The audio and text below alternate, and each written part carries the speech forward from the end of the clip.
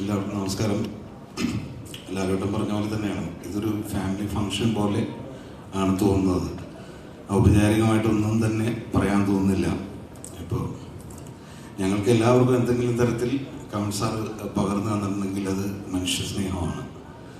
അത് എല്ലാ കാലത്തും ഓർത്ത് വെക്കാൻ പറ്റിയ രീതിയിലുള്ള മൊമെൻറ്റ്സ് വർക്ക് ചെയ്യുന്ന സമയത്ത് ചീത്തവിളി ഓബിയസ്ലി ഉണ്ട്, അത് ഏറ്റവും അറ്റത്തെത്തുമ്പോഴേ ഉള്ളൂ. പക്ഷെ അല്ലാത്ത സമയത്തൊക്കെ ഒരുപാട് സ്നേഹം തന്ന് വളർത്തിയ ഗുരുനാഥന് വലിയ നന്ദി. അതുപോലെ ഷൈൻ സാറിൻ്റെ കൂടെ വർക്ക് ചെയ്തതിന് ശേഷം പിന്നെ എൻ്റെ കൂടെയാണ് വന്നത്. അതിന് ശേഷം സമീറിൻ്റെ കൂടെ പോയി. അപ്പോൾ ഷൈനും ഈ പറഞ്ഞ പോലെ ഒരുപാട് ഉയർച്ച താഴ്ചകൾ ജീവിതത്തിൽ സംഭവിക്കുകയും ഇന്ന് 100 സിനിമകളിൽ തികഞ്ഞു നിൽക്കുന്ന ഒരു മലയാളത്തിൻ്റെ ഹീറോ ആയി മാറി. അതും സാറിൻ്റെ പടത്തിൽ തന്നെ. അത് ഇങ്ങനെ ഒരു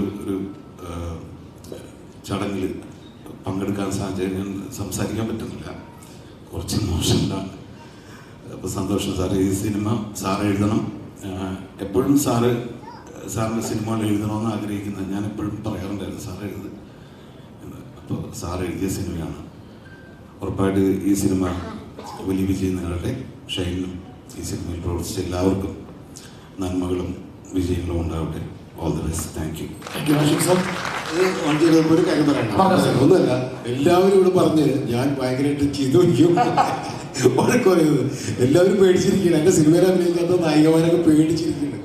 മനസ്സിലായില്ലേ? എല്ലാവരും വിളിച്ചു കഴിഞ്ഞിട്ടുണ്ടെങ്കിൽ എന്തായിരിക്കും സ്ഥിതി എന്ന് വെച്ചിട്ടുണ്ടെങ്കിൽ അതിൻ്റെ പേരിൽ അഭിനയിക്കാതിരിക്കുന്നില്ല എൻ്റെ പടത്തിൽ. കാരണം അറിയും, ഇത് ഒരു കൂടുതൽ ഉണ്ടാക്കി പറയുന്ന ഒരു കഥയാണ്. കാരണം ഒരു കാര്യത്തിൽ ഞാൻ വളരെ സ്ട്രിക്റ്റ് ആണ്. സെറ്റിൽ എന്ത് തമാശ പറയുന്നത് വരെ സുഖമൊക്കെ എൻ്റെ കൂടെ എത്ര പടം വരയ്ക്കുന്നത് മനോജ് പിള്ള എന്നെക്കാളും വലിയ ചൂടിനാണ്. സുഖ ഞാൻ എത്ര ചൂടായി കഴിഞ്ഞാലും ഒരു അക്ഷരം പെട്ടില്ല. മനസ്സിലായില്ല? പക്ഷെ മനോജ് പിള്ള ഞങ്ങൾ രണ്ടുപേരും ചൂടന്മാരാണ്. പക്ഷെ എന്താ വെച്ചാൽ നമ്മൾ എപ്പോൾ ചൂടാവുമെന്ന് വെച്ച് കഴിഞ്ഞിട്ടുണ്ടെങ്കിൽ അറ്റൻഡ് ചെയ്യലാൻ തോന്നിക്കഴിഞ്ഞാൽ ചൂടാവും. എന്ത് കാര്യമായിരുന്നു വെച്ചാൽ ഇപ്പം നമ്മളൊരു കാര്യം അങ്ങോട്ട് പറയുമ്പോൾ പണ്ട് അതൊരു ഇത് ചെറിയൊരു കാര്യം പറഞ്ഞിട്ട്, പണ്ട് ഞാൻ ഉണ്ണിമേരി എന്ന് പറഞ്ഞ ഹീറോയിനെ എല്ലാവർക്കും അറിയാമല്ലോ. ഞാൻ അസോസിയേറ്റ് ഡയറക്ടർ ആയിരുന്ന സമയത്ത് ഉണ്ണിമേരിക്ക് ഡയലോഗ് പറഞ്ഞു കൊടുക്കുക. സേവനസാറ് പടം ഡയലോഗ് പറഞ്ഞു കൊടുക്കുന്ന സമയത്ത് ഉണ്ണിമേരി ഇങ്ങനെ മേക്കപ്പ് ചെയ്തിട്ടുണ്ട്. എൻ്റെ മോഹൻപോക്കിൻ്റെ ഡയലോഗ് ശ്രദ്ധിക്കില്ല. കുറച്ച് കഴിയുമ്പോൾ ഞാനത് ചീത്ത പറഞ്ഞു.